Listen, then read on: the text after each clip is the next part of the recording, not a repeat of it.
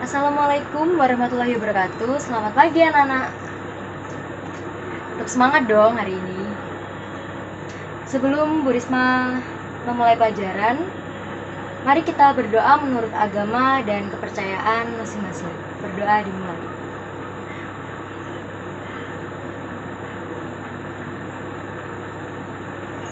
Berdoa selesai. Oke, hari ini Bu Risma akan mengabsen kalian satu-satu. Dinda Anissa Rizky Saya hadir. Bu.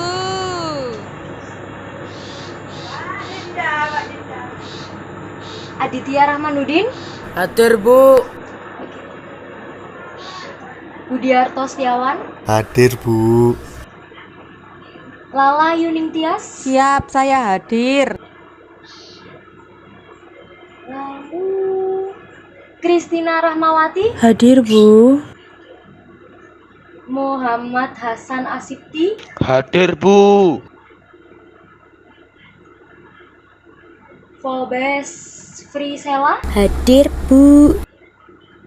lalu Yehuda Eka Putra. Hadir Bu. Hadir semua ya. Kita lanjut ke materi selanjutnya, yaitu materi sistem informasi geografis dan juga penginderaan jauh.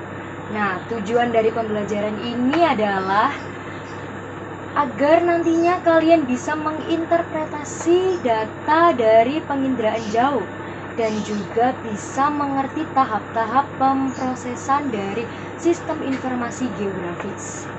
Nah, sekarang Bu Risma mau tanya, kalian pasti kemarin sudah baca-baca kan materi yang akan dibahas hari ini?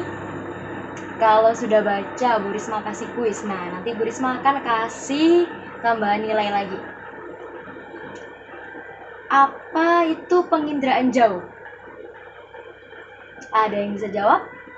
Saya Bu.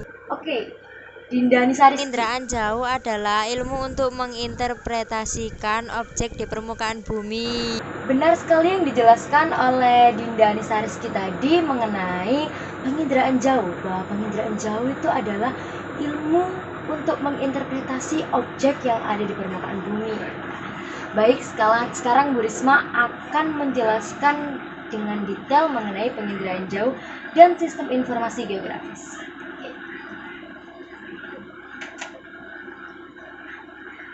Slide yang pertama.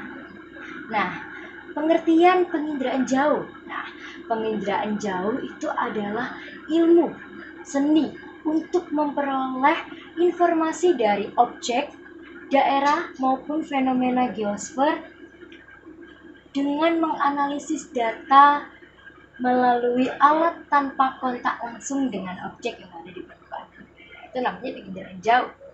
Nah, kalau menurut Curran, ilmuwan Curran ini yaitu penginderaan jauh atau remote sensing.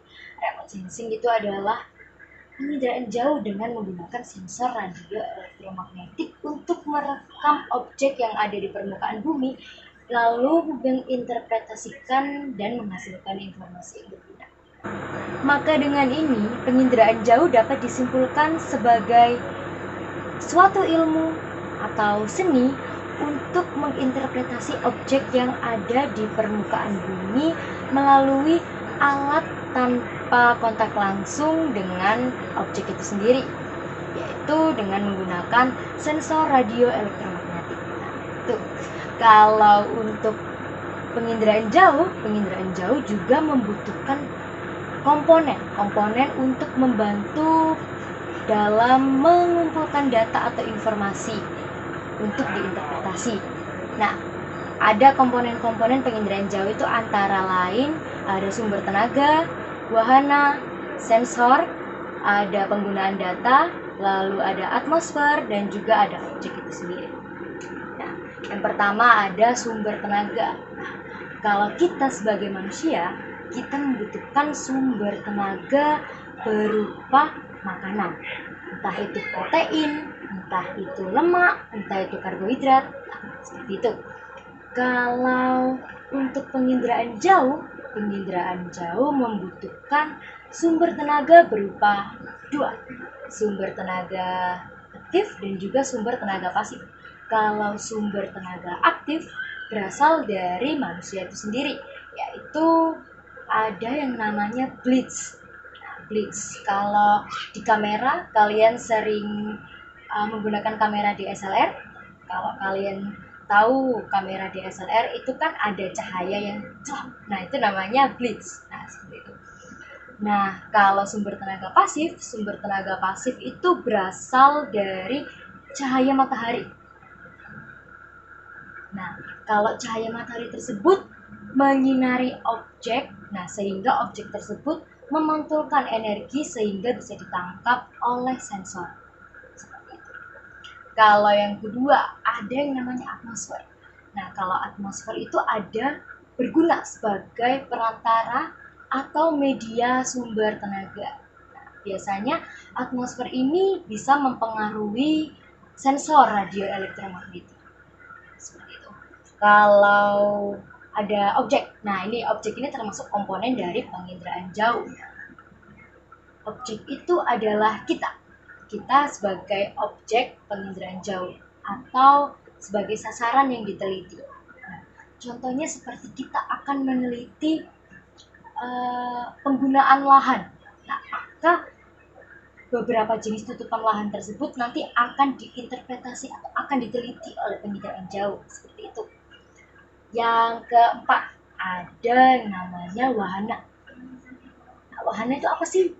Pasti kalian mikir, wahana itu pasti kayak yang ada di wahana permainan, wahana roller coaster. Bukan seperti itu. Kalau wahana dalam penginderaan jauh adalah suatu mesin yang membawa sensor untuk merekam objek.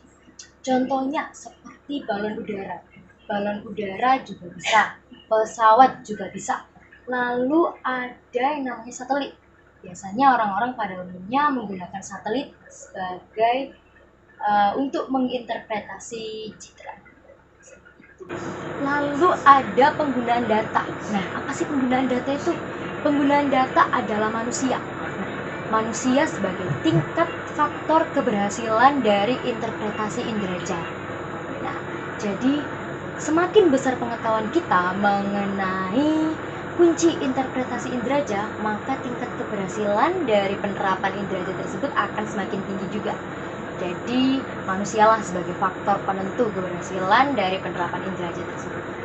Lalu ada sensor. Sensor ini yang terakhir. Kalau sensor itu adalah alat perekam objek yang ada di permukaan bumi. Itu namanya sensor. Nah, sensor ini dibagi menjadi dua. Ada sensor foto atau nanti akan menghasilkan citra foto, lalu ada sensor elektromagnetik yang akan menghasilkan citra radio elektromagnetik. Nah, citra foto ini ada bermacam-macam. Ada yang namanya citra pankromatik. Citra pankromatik itu adalah citra yang menggunakan spektrum tampak mata. Maksudnya tampak mata itu apa? Sesuai dengan kepekaan mata kita. Jadi kalau kita melihat daun berwarna hijau, maka pada citra tersebut juga akan berwarna hijau. Jadi sesuai dengan apa yang kita lihat. Itu yang namanya citra pankromatik. Kalau citra inframerah, nah ini adalah citra yang merekam spektrum inframerah jarak dekat. Biasanya ini merekam spektrum dengan gelombang 0,7 sampai 0,9 microwave. Seperti itu. Nah, biasanya manfaat citra inframerah ini sebagai analisis tingkat kesehatan dari vegetasi. Jadi kalau misalnya vegetasi tersebut sehat, maka vegetasi tersebut akan berwarna merah cerah. Dan kalau vegetasi tersebut berwarna merah tua atau merah kegelapan, maka vegetasi tersebut dapat dikatakan tidak sehat atau sedang diserang hama.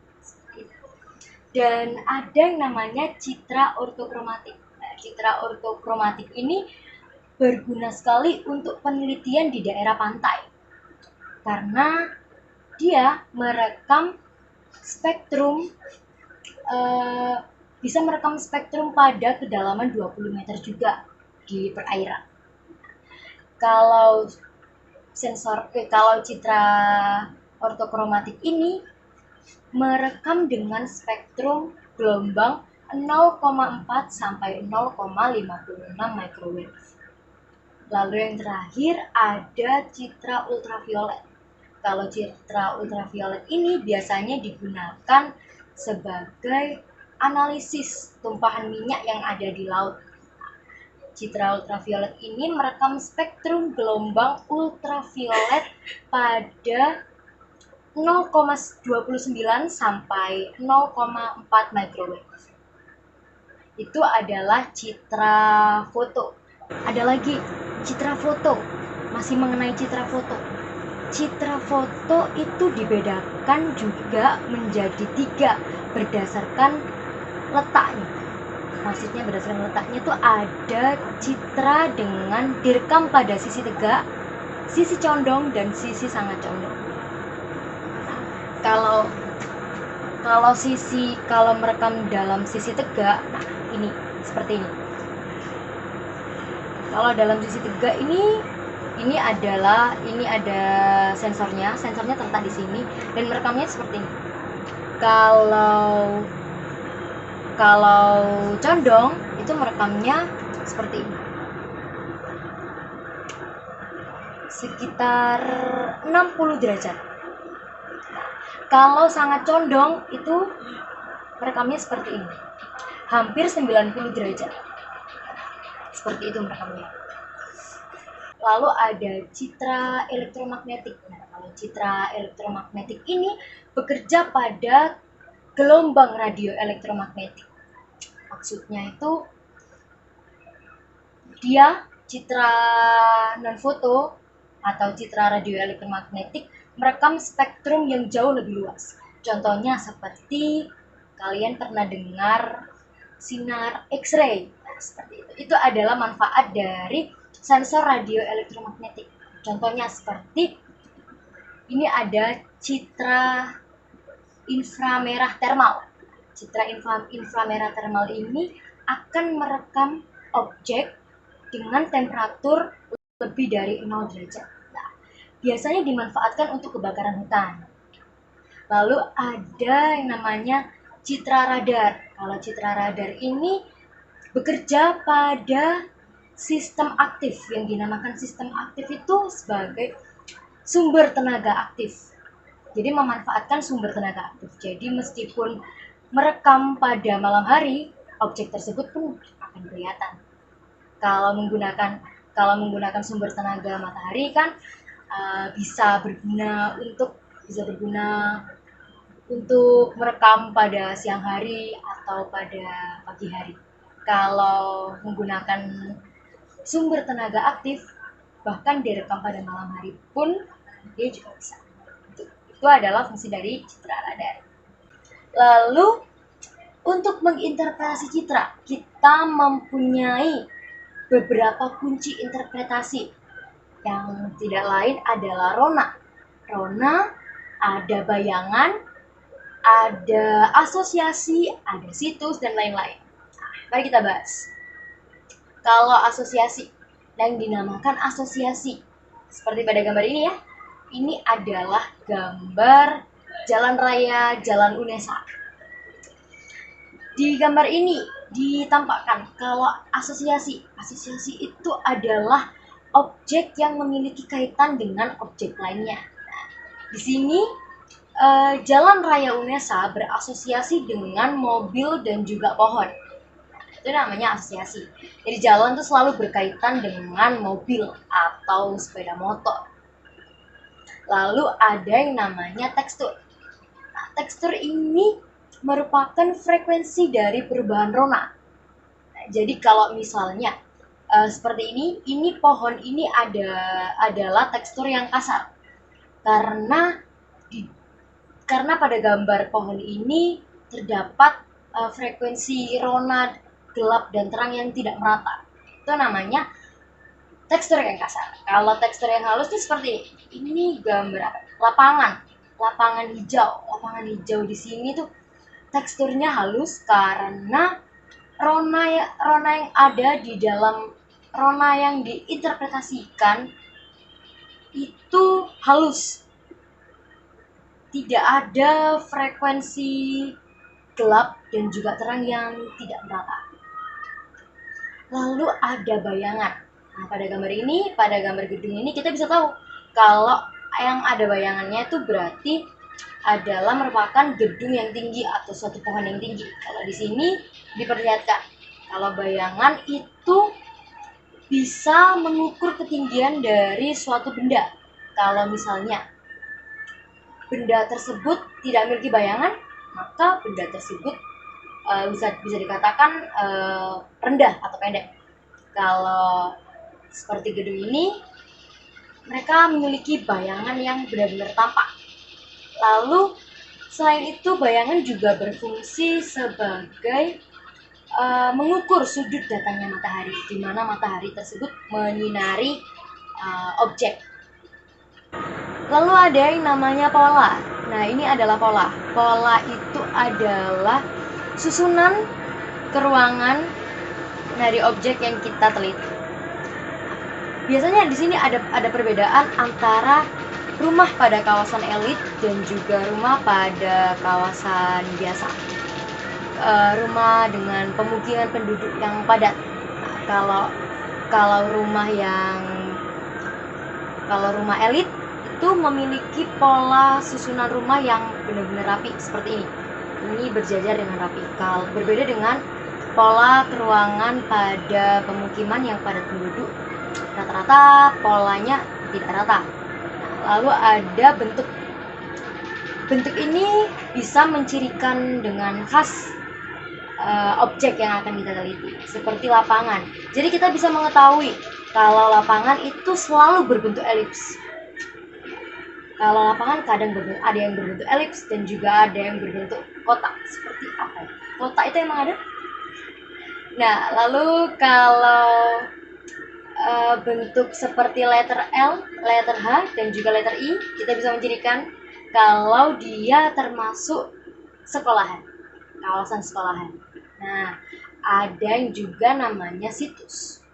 Situs itu adalah kedudukan terhadap suatu objek di sekelilingnya. Nah, itu namanya situs. Seperti ini adalah kolam renang Unesa ya. Kolam renang Unesa ini situsnya ada di lahan terbuka. Jadi letaknya, kedudukan kolam renang tersebut ada di lahan terbuka yang sangat luas milik Unesa. Lalu ada yang namanya rona. Nah, ini yang terakhir ada rona.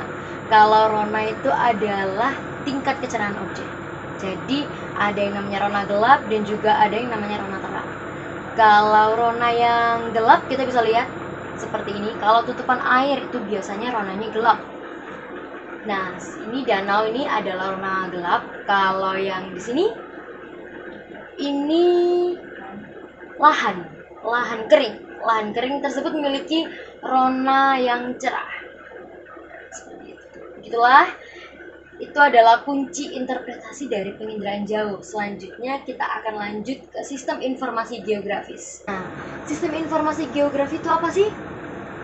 SIG atau sistem informasi geografi atau yang biasa disingkat sebagai GIS. Nah, itu adalah suatu sistem berbasis komputer untuk mengumpulkan data, mengelola data, maupun menganalisis data spasial dari penginderaan jauh. Itu namanya sistem informasi geografi atau GIS. Nah, tadi kan kalau penginderaan jauh membutuhkan komponen. Nah, ini SIG juga membutuhkan komponen sama seperti penginderaan jauh. Nah, yang pertama, komponen yang dibutuhkan SIG itu adalah perangkat keras. Kalau tidak ada perangkat keras, maka SIG nggak bisa berjalan. Nah, perangkat keras itu seperti apa aja sih? Kalau perangkat keras itu seperti monitor, layar komputer, CPU, keyboard, lalu ada mouse. Kalau untuk penyimpanannya kita membutuhkan hard disk, flash disk. Nah, itu. Ada juga perangkat lunak. Nah, perangkat lunak ini adalah sebuah program yang membantu sistem informasi geografis untuk menganalisa datanya. Yaitu biasanya orang-orang yang bisa menganalisis data sistem informasi geografi itu biasanya menggunakan ArcView atau ArcMap juga bisa. Lalu ada Quantum GIS. Tuh. Biasanya yang paling banyak digunakan itu adalah ArcMap. Itu ArcMap atau Quantum GIS. Lalu sumber data. Nah, bagi yang belum tahu, sumber data SIG itu berasal dari penginderaan jauh, dari data penginderaan jauh. Nah, itu sumber data SIG. Lalu sumber data. Setelah sumber data ada data. Nah, data SIG itu berupa data spasial dan juga data atribut. Bagi yang belum tahu, data spasial itu adalah data untuk menentukan titik koordinat atau data yang berupa area titik koordinat. Itu namanya data spasial. Data keruangan. Kalau data atribut itu berasal dari Badan Pusat Statistik juga bisa. Tuh. Biasanya data atribut ini bisa dikatakan sebagai data deskriptif. Lalu model data SIG ini ada dua, yaitu ada data vektor dan juga data raster. Kalau data raster ini berupa data foto, seperti citra foto. Nah, itu adalah data raster dari sistem informasi geografi. Nah, data ini berasal dari penginderaan jauh. Lalu ada data vektor. Nah, data vektor ini berupa titik, garis, dan juga poligon. Nah, itu yang namanya data vektor. Lalu yang terakhir ini adalah tahap-tahap sistem informasi geografis. Tahap-tahap itu apa aja sih? Nah, tahap-tahap sistem informasi geografis itu ada proses memasukkan data. Proses memasukkan data itu seperti pengkodingan data spasial. Ada yang berupa digitasi otomatis, ada juga yang berupa digitasi manual. Nah, itu. Lalu ada proses menyimpan data. Nah, ini proses penyimpanan datanya ini disimpan di komputer juga bisa.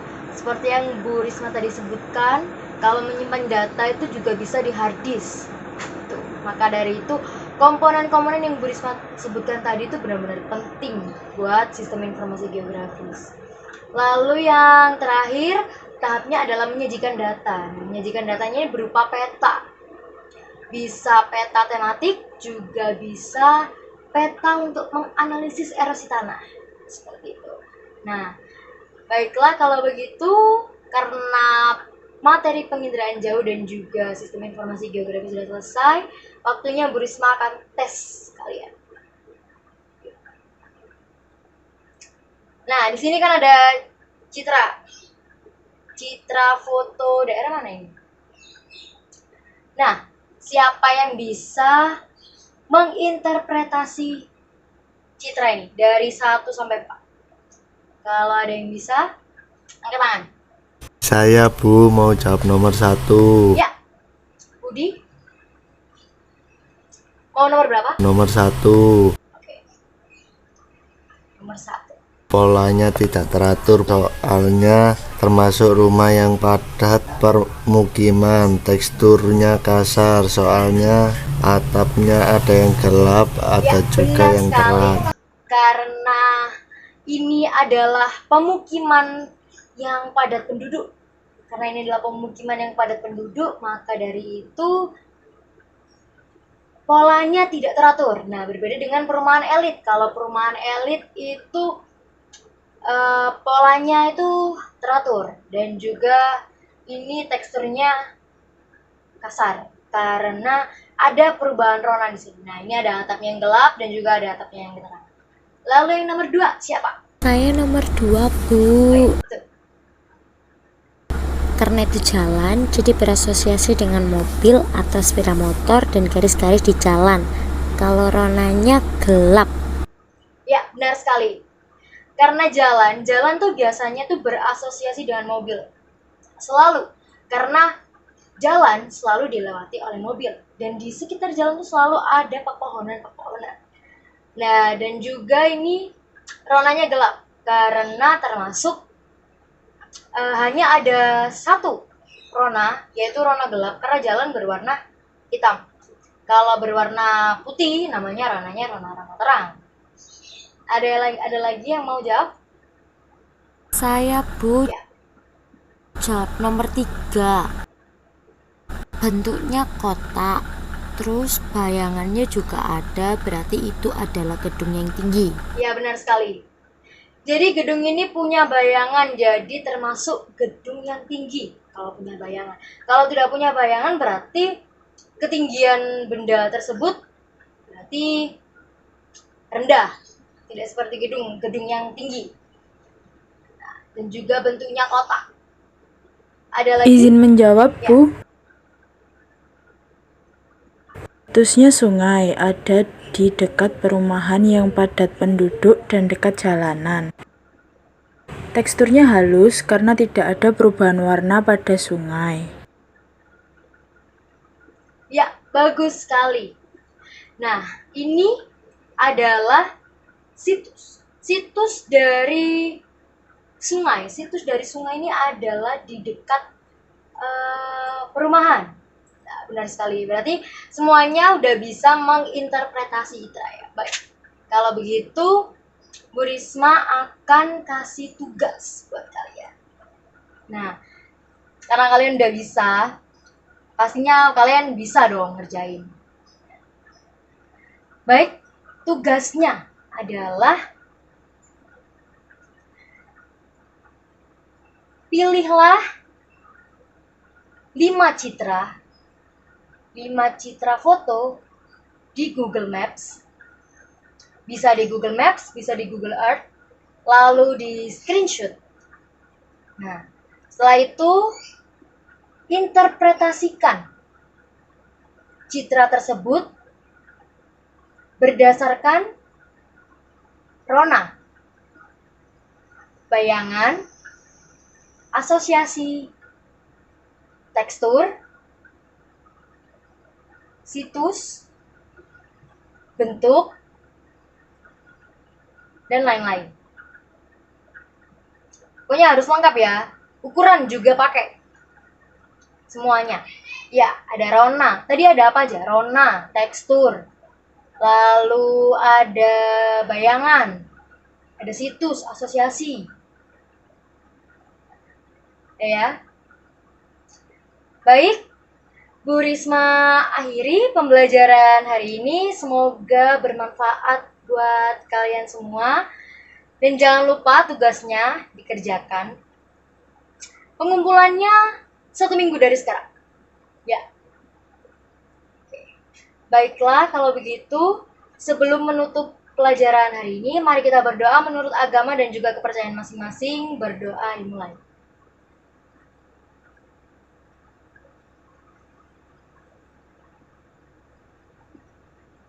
Berdoa selesai. Oke, terima kasih. Wassalamualaikum warahmatullahi wabarakatuh.